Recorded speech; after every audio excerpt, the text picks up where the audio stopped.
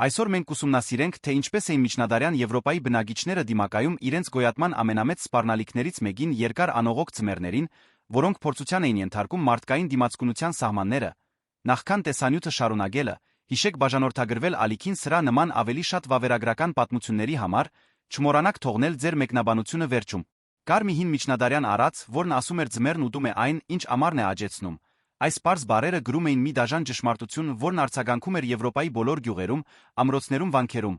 Այն ժամանակ ապրող տղամարդկանց կանանց համար ձմեռը պարզապես եղանակ չէր, այլ փորձության շրջան, օրերը կարճանում էին, ջերմաստիճանը կտրուկ նվազում էր, իսկ երբեմնի կանաչ դաշտերը վերածվում էին ձյունով ու սառույցով ծածկված ամայի լանդշաֆտների։ Գոյատումն ամբողջությամբ կախված էր ավելի մեղմ ամիսների ընթացքում նախապատրաստվելու կարողությունից։ Միջնադարյան Եվրոպան ճանաչել է կլիմայական տարբեր ժամանակաշրջաններ, որոնք խորապես ձավորել են նրա բնակիչների կյանքը։ Մոտավորապես 750-ից 1350 թվականների միջ ընկած ժամանակահատվածում մայրցամաքն ապրեց այսպես կոչված միջնադարյան տաք ժամանակաշրջանը, բացառիկ մեղմ ջերմաստիճանների մի դարաշրջան,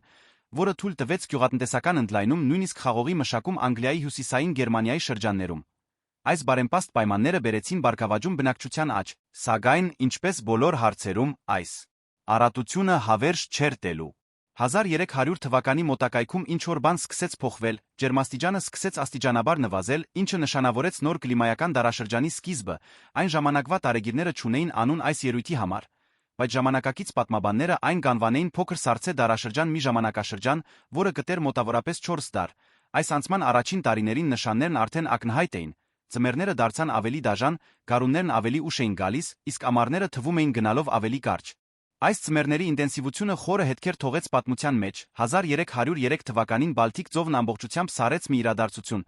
որը կկրկնվեր 1306-1307 թվականներին։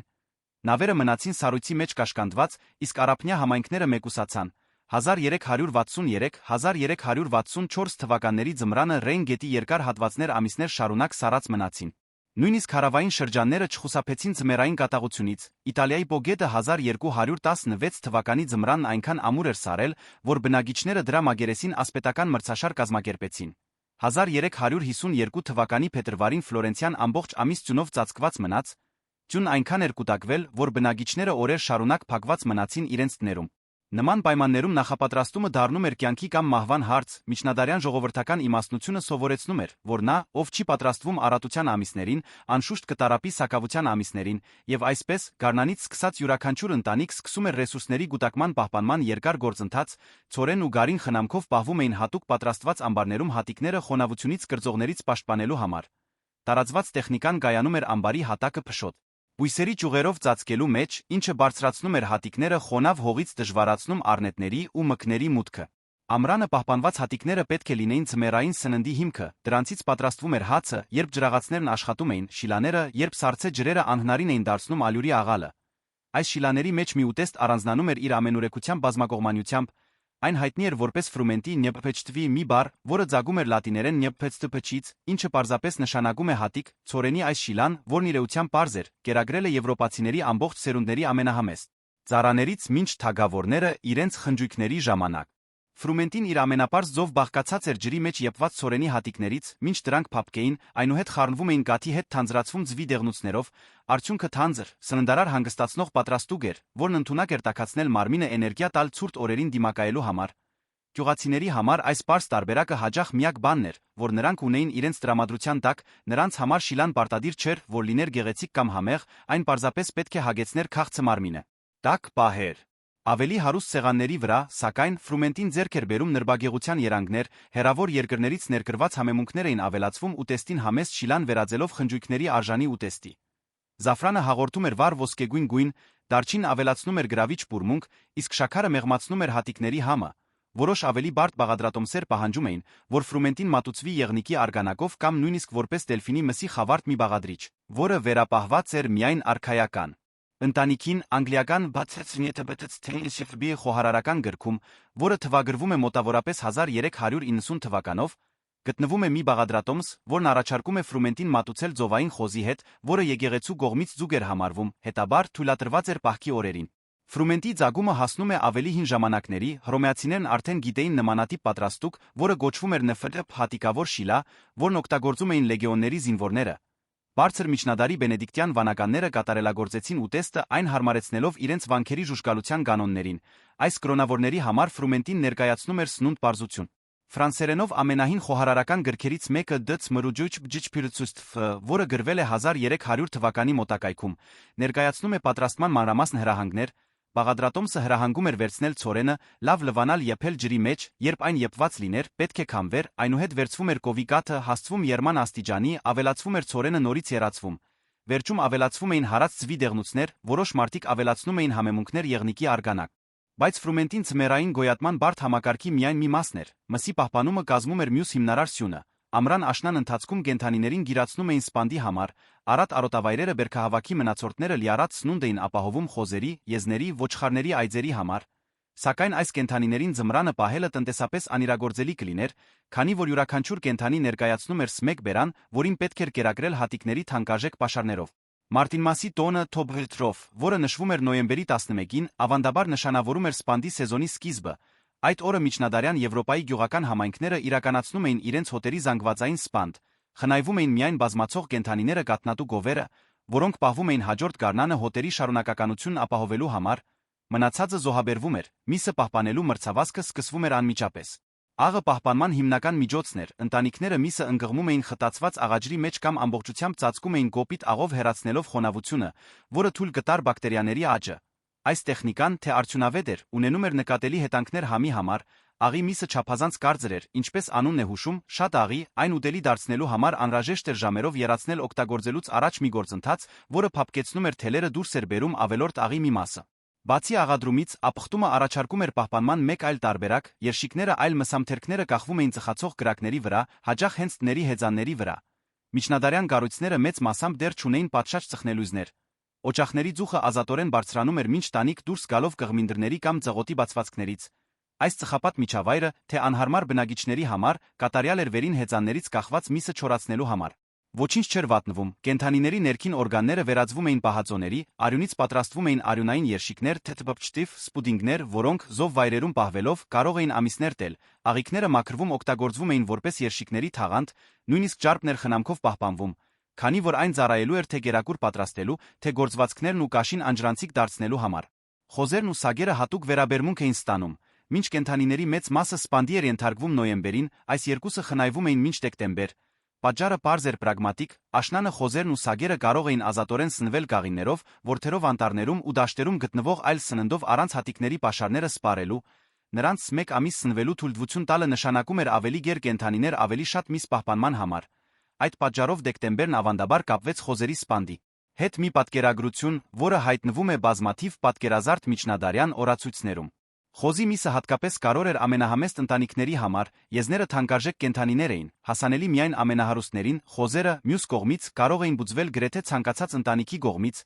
Այս ամենագեր կենդանիները սնվում էին գրեթե ամեն ինչով սննդի մնացորդներից մինչ արմատներ միջատներ։ Գրեթե ցանկացած օրգանական նյութ սննդարար մսի վերածելու նրանց ունակությունը նրանց դարձնում էր անփոխարինելի դաշնակիցներ գոյատման պայքարում։ Իսկ ինչ կասեք ձկների մասին, կարող եք հարցնել, անշուշտ գետերն ու լճերը առաջարկում էին սննդի այլընտրանքային աղբյուր, իրականությունը, սակայն, շատ տարբեր էր գյուղացիների մեծ մասի համար, ֆեոդալական համակարգում, որը տիրում էր միջնադարյան Եվրոպայում, գրեթե բոլոր հողերը պատկանում էին որետիրոջ, եւ հողերի հետ մեկտեղ գալիս էին նա իրավունքները գետերի, լճերի արուների վրա, որոնք հատում էին դրանք, ձկնորսությունը հետաբար մի արտոնություն էր, որը վերապահված էր ազնվականներին նրանց, ում նրանք թույլտվություն էին տալիս։ Ֆեոդալների ճնշող մեծամասնությունը մերժում էր այս իրավունքը իրենց ծառաներին, նրանց համար, ովքեր ապրում էին ծովի մոտ, հեռանկարները մի փոքր ավելի լավ էին, քանի որ օվկիանոսը համարվում էր ընդհանուր ռեսուրս, սակայն ձմռանը բաց ծովում ձկնորսություն անելը չափազանց վտանգավոր էր։ Այնուամենայնիվ, ձուկը գտնում էր իր ճանապարհը դեպի միջնադարյան սեղաններ, հարինգը ու փչտաֆը աղադրվում էր կամ պահածոյացվում էր մայրցամաքով մեկ բաշխվելու համար։ Բայց պահպանման իսկական չեմպիոնը չորացրած բակալան էր, որը հայտնի էր որպես stockfish fabtigenigt։ Այս ձուկը անցնում էր չորացման ֆերմենտացման գործընթաց, ինչը նրան դարձնում էր անհավանականորեն դիմացկուն կարողանալով տարիներ շարունակ մնալ առանց փչանալու։ Սակայն ստոկֆիշի դիմացկունությունը գալիս էր իր գնով, ձուկն այնքան էր կարծրանում չորանում, որ այն պետք էր բառացիորեն մուրճով հարվածել նախքան եփելը։ Նույնիսկ այս մշակումից հետո ժամերով եռացնել էր պետք այն նվազագույն չափով ուտելի դարձնելու համար։ Ստացված հյուսվածքը նկարագրվում էր ոչ այնքան ախորժելի ձևով հենց ժամանակագիցների կողմից,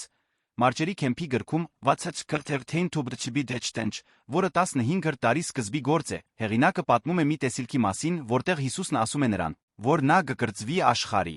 մարդկանց կողմից այնպես, ինչպես առնետն է կրծում ստոկֆիշը, որ նա կկարչի իրենից այնքան ամուր, որքան ստոկֆիշի կաշին է կուչում մարդու ձեռքերին, երբ այն եփվում է։ Մեծ պահքը 40-օրյա ժուժգալության շրջանը, որը նախորդում էր Զատկին, որը հիմնականում համընկնում էր ձմռան հետ, բերում էր լրացուցիչ մարտահրավերներ, այդ ընթացքում եկեղեցին արգելում էր մսի, ծվի կաթնամթերքի օգտագործումը։ Հարուստների համար այս սահմանափակումը պարզապես նշանակում էր միսը փոխարինել թանկարժեք ձկներով բարդ պատրաստուկներով, աղքատների համար, սակայն, պահքը կարող էր լինել իսկական սակավության շրջան, մսի պաշարները սովորաբար արդեն սպառվում էին, երբ պահքը սկսվում էր, բայց նա կաթից, գարագից,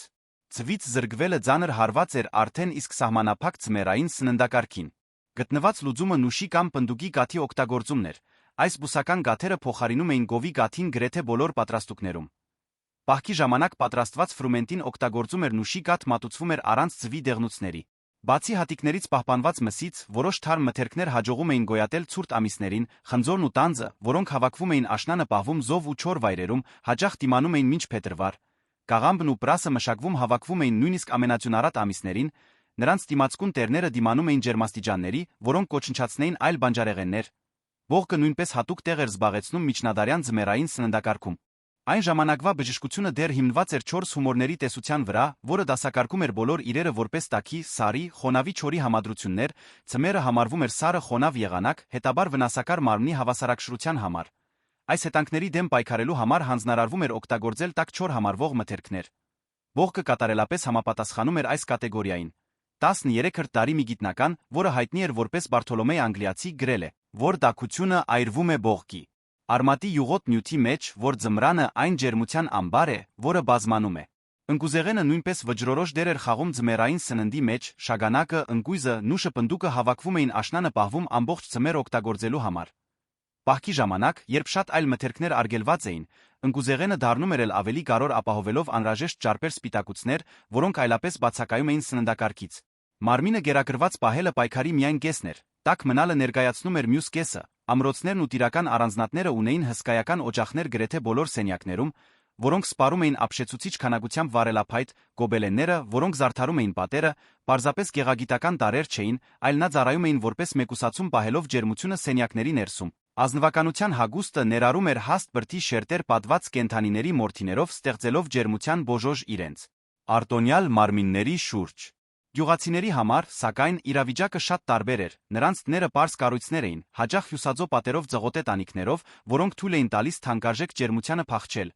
Կառույցի կենտրոնում գտնվող միակ օջախը այն ամենն էր, ինչ նրանք ունեին ամբողջ ընտանիքին տաքացնելու համար։ Հագուստը պատրաստված էր կոպիտ բրդից, որն արդյունավետ էր ջերմությունը պահելու հարցում, բայց հեռու էր ազնվականության կողմից օգտագործվող մորթիների հարմարավետությունից։ Շքեղության մասին օրենքները, որոնք հրապարակվել էին եվրոպական տարբեր թագավորություններում, այս անհավասարությունը դարձնում էին ավելի ընդգծված։ Անգլիայում 1363 թվականին սահմանվեցին կանոններ, որոնք որոշում էին, թե որ գործվածքները մորթիները կարող էր օգտագործել յուրաքանչյուր սոցիալական դաս, նույնիսկ եթե հաջողակ վաճառականը կարող էր ֆինանսապես թույլ տալ իրեն նուրբ մորթյա հագուստ, օրենքները արգելում էին նրան գրել դրանք։ Այս սահմանափակումները հիմնված չէին միայն սոցիալական հեղինակության վրա, այլ ունեին գործնական հետանքներ դաժան ձմեռների ժամանակ,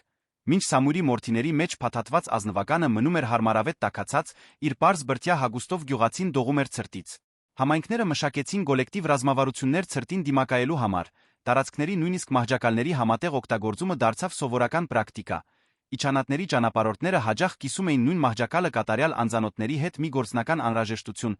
որը վեր էր ամեն տեսակ ամոթխածությունից։ Ֆրանսիայի Ռուսաստանի որոշ շրջաններում ամբողջ ընտանիքները միասին ձմեռային քուն էին մտնում շաբաթներ շարունակ մնալով մահճակալում, վեր կենալով միայն ամենաանհրաժեշտ գործերի համար։ Ֆրանսիական ալպիական գյուղերում ընտանիքները քնում էին իրենց կենդանիների հետ միասին օգտագործելով կովերի ոչխարների մարմնի ջերմությունը ամենացուրտ գիշերներին գոյատելու համար։ Ծայրահեղ ցուրտը ազդում էր ոչ միայն մարդկային հարմարավետության, այլ սննդի բաշխման շղթայի վրա, երբ գետերը սառում էին, ջրաղացները դադարում էին աշխատել անհնարին դարձնելով հացի համար ալյուրի աղալը։ Առանց ալյուրի համայնքները ստիպված էին դիմել այլընտրանքների, ինչպիսին էր ֆրումենտին, որն օգտագործում էր ամբողջական եփված հատիկները աղացածի փոխարեն, նավերը, որոնք սովորաբար ապրանքներ էին տեղափոխում գետերով, անշարժանում էին մեկուսացնելով այն համայնքները, որոնք կախված էին այդ գետային արտրից։ Իտալացի մի տարեգիր արձանագրել է, որ այն ձմռանը, երբ Պոգետը սարեց, ցուրտն այնքան ինտենսիվ էր, որ հացը, խնձորը, տանձը բոլոր տեսակի սնունդը կարծր սարեցին չկարողանալով կտրվել կամ ուտվել, մինչ չտաքացվեին չհալեցվեին գրագի մոտ, նույնիսկ գինին էր սարում տակառների մեջ, այն դուրս բերելու համար անհրաժեշտ էր կացիններ օգտագործել գոտրելու այն կարծր բլոկը, որի վերածվել էր։ Սննդի գները արտացոլում էին այս դժվարությունները, բացառությամբ մի քանի կառավարության կողմից վերահսկվող իրերի, ինչպիսիք էին գարեջուրը, հացը, բոլոր մյուս սննդամթերքների գները բարձրանում էին ձմեռային ամիսներին։ 1340-ականների Անգլիայում ձյուն իջանատանը մեկ գիշեր պահելու կերակրելու արժեքը ամռանը կազմում էր մոտ 1.5 պենս, բայց ձմռանը բարձրանում էր մինչ 3.5 պենս։ Այս աճը արտացոլում էր ոչ միայն սննդի սակավությունը, այլ տաքացման սպասարկման ավելի բարձր ծախսերը ցուրտ ամիսներին։ Պարադոքսալ կերպով, մինչ գները բարձրանում էին, աշխատավարձերը նվազում էին, ձմեռային ավելի կարճ օրերը նշանակում էին աշխատանքային ավելի քիչ ժամեր, աշխատողներին վճարում էին համեմատաբար ավելի քիչ։ Լոնդոնում կղմինդրագործը 1340-ականներին ամռանը վաստակում էր օրական 5.5 պենս, բայց ձմռանը միայն 4.5 պենս, բարձր գների ցածր աշխատավարձերի այս համադրությունը կարող էր հանգեցնել նրան, որ քաղաքային աշխատողը իր եկամտի ավելի քան 70%-ը ծախսեր միայն սննդի վրա ամենացուրտ ամիսներին։ Բարթոլոմեյ Անգլիացին որսացել է այս իրականությունը մի հատվածում, որը թե սկզբնապես վերաբերում էր բույսերին, հավասարապես կիրառելի էր սովորական ընտանիքների ֆինանսների համար։ Նա գրել է, որ բոլոր բաները, որոնք ապրում աճում էին ամռան օգտին, թարամում մեռնում էին ձմռան դաժան խստությունից, շատ ընտանիքների համար արտադրողական ամիսների ընթացքում կուտակված խնայողությունները պարզապես ցնդում էին, երբ ցուրտը գալիս էր։ Սա այն իրականությունն էր, որը ցորենի պարզ շիլան դարձնում էր այդքան թանկարժեք, ֆրումենտին պարզապես սնունդ չէր, այն պաշտպանության գիծ էր քաղցի ցրտի դեմ, դրա պատրաստումը բավականաչափ պարզ էր ցանկացած ընտանիքի կողմից իրականացվելու համար, դրա հիմնական բաղադրիչները ցորենը, կաթը ձուն, հասանելի էին մեծամասնությանը, նրանց համար, ովքեր չունեին համեմունքներ կամ շաքար, հիմնական շիլան դեռ սնունդ էր ապահովում, ավելի հաջողակների համար զաֆրանի, դարչինի այլ համեմունքների ավելացումը համեստ պատրաստուկը վերածում էր տոնական ուտեստի։ Ֆրումենտի թանձրությունը հատկապես կարևոր էր, միջնադարյան բաղադրատոմսերը շեշտում էին, որ շիլան պետք է շատ թանձր լինի, մի հատկանիշ, որը սոս գեղագիտական չէր, թանձր շիլան ավելի երկար էր մնում ստամոքսում երկարացնելով հագեցվածության զգացումը էներգիա հաղորդելով ավելի շատ ժամերի ընթացքում։ Այն համատեքստում, որտեղ սնունդը կարող էր սակավ լինել, յուրաքանչյուր ուտեստ պետք էր առավելագույնս օգտակար լիներ։ Եփված ցորենի հատիկները պահպանում էին իրենց անհատական հյուսվածքը ի տարբերություն վարսագի շիլայի, որը վերածվում է համասեր զանգվածի, յուրաքանչյուր հատիկ պայթում էր բերանում ձամելիս առաջարկելով զգայական փորձառություն, որը ժամանակագիցները հստակորեն գնահատում էին։ Ձվի դեղնուցները հաղորդում էին սերուցքային հարստություն ուտեստին,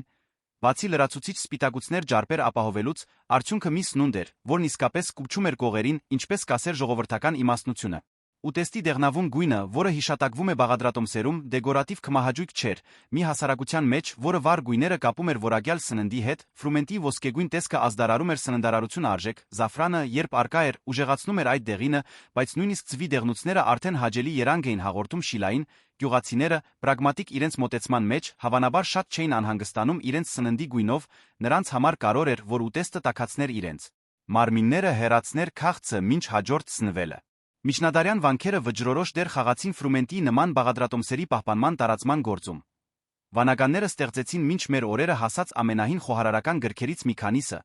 նրանց խոհանոցները ծառայում էին ոչ միայն կրոնական համայնքներին, այլ ճանապարհորդներին, ովքեր ապաստան էին փնտրում ձմռան ընթացքում։ Անցումը միջնադարյան տաք ժամանակաշրջանից դեպի փոքր սառցե դարաշրջան կտրուկ չէր, բայց դրա կուտակային հետանքները գործանարար էին։ Բերքը սկսեց ավելի հաճախ ձախողվել, սովերը դարձան ավելի տարածված, ավելի ծանր։ 1315-1317 թվականների մեծ սովը միլիոնավոր մարդկանց սպանեց ամբողջ Եվրոպայում միջարագուշակ նախերգանք գալիք դժվարությունների, հաջորդ տասնամյակները կբերեին ոչ միայն ցուրտ սով, այլ սմահը ժանտախտը, որը գտավ մի բնակչություն, որն արդեն թուլացած էր թերսնումից կլիմայական սթրեսից։ Այնուամենայնիվ, մարդկային դիմացկունությունը հաղթեց, սննդի պահպանման տեխնիկաները կատարելագործվեցին դարերի ընթացքում, համայնքները մշակեցին փոխօգնության համակարգեր, որոնք թույլ էին տալիս կոլեկտիվ գոյատում նույնիսկ այն ժամանակ, երբ անհատները դժվարությունների էին հանդիպում։ Պարզ ուտեստները, ինչպիսին էր ֆրումենտին, դարձան դիմադրության խորհրդանիշներ սնունդ, որը կապում էր սերունդներին ձմռան խստություններին դիմակայելու հաղթահարելու ընդհանուր փորձառության միջոցով։ Միջնադարյան բաղադրատոմսերը, որոնք գոյատել են մինչ օրս, պատմում են ամբողջ քաղաքակրթությունների պատմություններ, որոնք պայքարում էին բնության ուժերի դեմ, հատիկներ եփելու յուրաքանչյուր հրահանգ գրում է դարեր առաջվա ձմեռների արձագանքները։ Փոքր սառցե դարաշրջանը ի վերջո տեղի տվեց ավելի մեղմ կլիմայական պայմանների, պահպանման տեխնիկաները զարգացան ժամանակակից գիտության առաջընթացի հետ մեկտեղ։ Սակայն այդ դժվար ժամանակների հիշողությունը մնաց գրված եվրոպական մշակույթի մեջ դրսևորվելով խոհարարական ավանդույթներում, ժողովրդական արածներում։ Ֆրումենտին երբեք լիովին չանհետացավ, Անգլիայի որոշ շրջաններում ուտեստի տարբերակները շարունակեցին պատրաստվել մինչ 20-րդ դարը։ Սննդի պատմաբանները էնտուզիաստները վերահայտնաբերել են բաղադրատոմսը պատրաստելով այն պատմական վերակառուցման փառատոների ժամանակ։ Միջնադարյան Եվրոպայում ձմեռային գոյատման պատմությունը մեզ դասեր է տալիս, որոնք վեր են իրենց կոնկրետ պատմական համատեքստից, նախորոք նախապատրաստվելու կարողությունը, առկա ռեսուրսներից առավելագույնս օգտվելու անհրաժեշտությունը, համայնքային համագործակցության արժեքը, անբարենպաստ հանգամանքներին հարմարվելու մարդկային կարողությունը այսօր նույնքան արդյական սկզբունքներ են, որքան 7 դար առաջ էին։ Այն տղամարդիկ կանայք, ովքեր դիմակայեցին այդ անողոք ձմեռներին, չունեին հասանելիություն այն տեխնոլոգիաներին, որոնք մենք այսօր հիմնական ենք համարում։ Այն, ինչ նրանք ունեին, սերունդների ընթացքում կուտակված գիտելիքն էր փոխանցված ծնողներից զավակներին, այդ գիտելիքը նրանց մեծագույն գանձն էր։ Եվ այսպես, երբ մտածում ենք ֆրումենտի մասին, չպետք է այն տեսնենք միայն որպես հեռավոր դարաշրջանի հնաոճ ուտեստ, մենք պետք է ճանաչենք դրա մեջ մարդկային հնարամտության խորհրդանիշը, պարզ բաղադրիչները գենսական սննդի վերածելու կարողությունը։ Այդ թանձր շիլայի մեջ եփված յուրաքանչյուր ցորենի հատիկ ներկայացնում է հաղթանակ սակավության դեմ։ Թարթող օջախի ջերմության տակ սպառված յուրաքանչյուր աման ներկայացնում է մի ընտանիք, որը գոյատեց տեսնելու գարունը։ Միջնադարյան արածը ճիշտ էր, ձմեռն իսկապես ուտում է այն, ինչ ամառն է աջեցնում, բայց նրանք, ովքեր գիտեին պատրաստվել, ովքեր տիրապետում էին պահպանելու պահածոյացնելու արվեստին, ովքեր կիսում էին իրենց ռեսուրսներն ու գիտելիքները իրենց համայնքների հետ, նրանք գտնում էին ուղիներ անցնելու ամենամուծ ամիսների միջով, եւ երբ գարունը վերջապես գալիս էր իր հետ բերելով ավելի երկար օրեր, ավելի մեղմ ջերմաստիճաններ, նրանք հայտնվում էին պատրաստ տնկելու, բուծելու նորից կուտակելու հավերժացնելով այն շրջափուլը, որը պահեց եվրոպական քաղաքակրթությունը կլիմայական մարտահրավերների դարերի միջով։ Պատմությունը շարունակում է գրվել, կլիմայական փոփոխությունները, որոնց առջ կանգնած ենք այսօր, ներկայացնում են նոր մարտահրավերներ տարբեր անցյալի մարտահրավերներից, բայց հավասարապես լուրջ, թերս կան դասեր, որոնք պետք է քաղել մեր միջնադարյան նախնիներից ոչ թե նրանց կոնկրետ տեխնիկաների,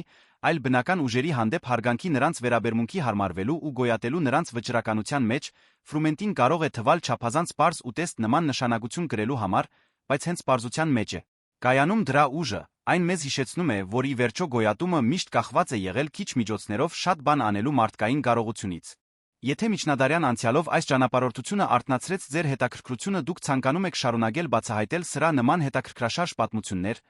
մտածեք մեր ալիքին բաժանորդագրվելու մասին։ Յուրաքանչյուր բաժանորդագրություն օգնում է մեզ արտադրել ավելի շատ բովանդակություն, որը կապում է ներկան անցյալի հետ բացահայտելով պատմությունները, որոնք ձևավորել են մեր աշխարհը։ Թողեք ձեր մեկնաբանությունը կիսվելով, թե ինչ մտածեցիք այս պատմության մասին, ինչ թեմաներ կցանկանայիք տեսնել ապագայում։ Կամ պարզապես ձեր մտորումները այն մասին, թե ինչպես էին մեր նախնիները դիմակայում մարտահրավերների, որոնք այսօր հազիվ թե կարողանանք պատկերացնել։ Ձեր մասնակցությունը այն վարելիքն է, որը կենդանի է պահում այս նախագիծը, այնպես, ինչպես ֆրումենտին կենդանի պահեց եվրոպացիների սերունդներին պատմության ամենադաժան ձմեռների ժամանակ, մինչ հաջորդ վավերագրական պատմությունը։